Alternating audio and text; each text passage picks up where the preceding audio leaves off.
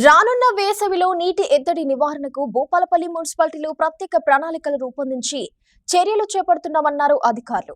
Machine Bhagiratha ద్వారా supply చేసే త్రాగునీరు వృధా కాకుండా వార్డుల్లో సంబంధిత అధికారులు పర్యటిస్తూ ప్రజల్లో అవగాహన కల్పిస్తూ పలు సూచనలు చేస్తున్నారు.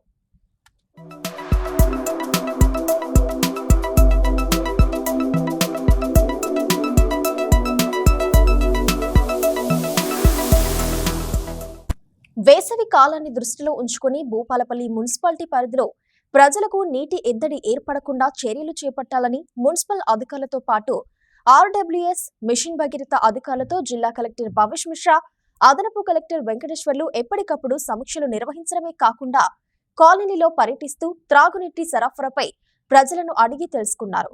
ఈ క్రమంలో గ్రౌండ్ లెవెల్లో తిరిగిన అధికారులకు మిషన్ భగీరథ ద్వారా సప్లై అవుతున్న నీరుపై స్పష్టత రావడమే కాకుండా పలు వార్డుల్లోని ప్రజలు నీటిని వృధా చేయడంతో కొన్ని కాలనీలకు నీటి ఎద్దడి ఏర్పడుతుందని వారి దృష్టికి వచ్చింది. అయితే నీటిని వృధా చేస్తున్న ప్రజలకు అవగాహన కల్పించేందుకు ప్రత్యేక చర్యలు చేపట్టాలని మున్సిపల్ అధికారులను జిల్లా కలెక్టర్ ఆదేశించారు. ఈ క్రమంలో భూపాలపల్లి పట్టణంలో నీటి కొరత ఏర్పడకుండా చూసేందుకు ప్రజలు తమకు సహకరించాలని సూచనలు చేయడమే కాకుండా హెచ్చరిస్తున్నారు.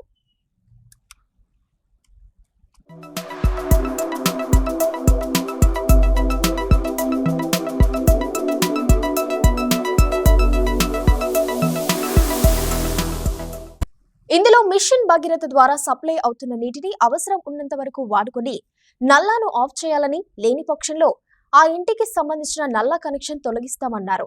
అలాగే సరఫరా అవుతున్న నల్లకు పంపు సెట్లు బిగిస్తే ఆ పంపు సెట్లను జప్తు చేసి భారీ జరిమానా విధిస్తామని హెచ్చరించారు.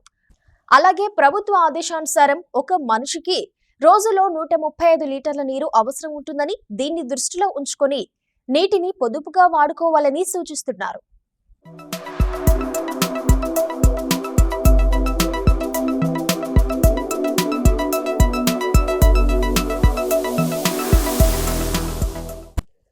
అలాగే పట్టణంలో మిషన్ భగీరథ నీటి సరఫరాకి సంబంధించి ఏదైనా పైపు లీకేజీలు ఉన్నా, నీరు వృధాగా పోతున్నా వెంటనే సమాచారం అందించేందుకు పురపాలక సంఘం కార్యాలయంలో హెల్ప్ డెస్క్ ను ఏర్పాటు చేశారు.